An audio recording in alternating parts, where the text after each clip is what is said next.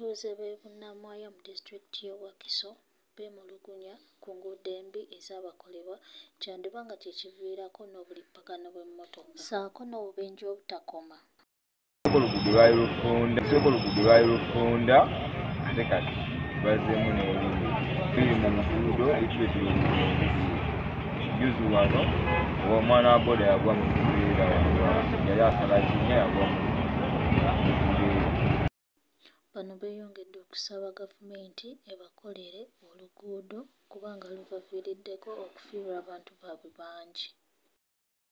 Omulango oluguudo lwa gavumenti oba omulinawo ab'ekitongole ky'abengo Knowledge and Network, MRU TV.